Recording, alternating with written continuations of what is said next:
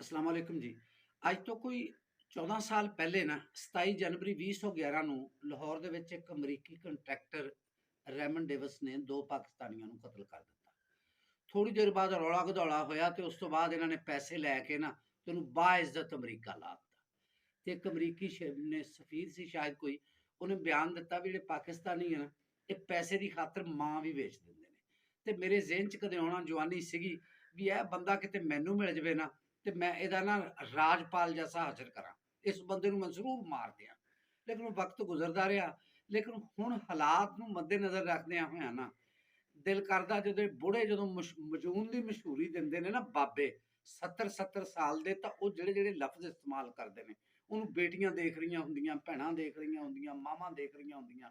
ਨੌਜਵਾਨ ਨਸਲ ਦਾ ਬੇੜਾ ਗਰਕ ਕਰਕੇ ਰੱਖ ਦਿੱਤਾ। ਉਹਨਾਂ ਦੀਆਂ ਤੁਸੀਂ ਸ਼ਕਲਾਂ ਦੇਖੋ ਤੇ ਉਹਨਾਂ ਦੀਆਂ ਟੋਪੀਆਂ ਦੇਖੋ ਤੇ ਉਹਨਾਂ ਦੇ ਲਫ਼ਜ਼ ਦੇਖੋ, ਔਰ ਉਹਨਾਂ ਦੇ ਜਿਹੜੇ ਥੱਲੇ ਜੋ ਕੁਝ ਲਿਖਦੇ ਆ ਗੰਦ ਬਲਾ ਉਹ ਦੇਖੋ।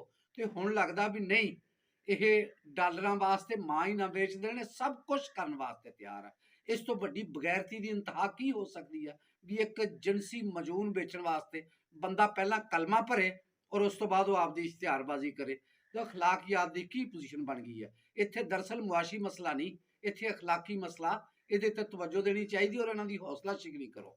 ਮਿਹਰਬਾਨੀ ਜੀ।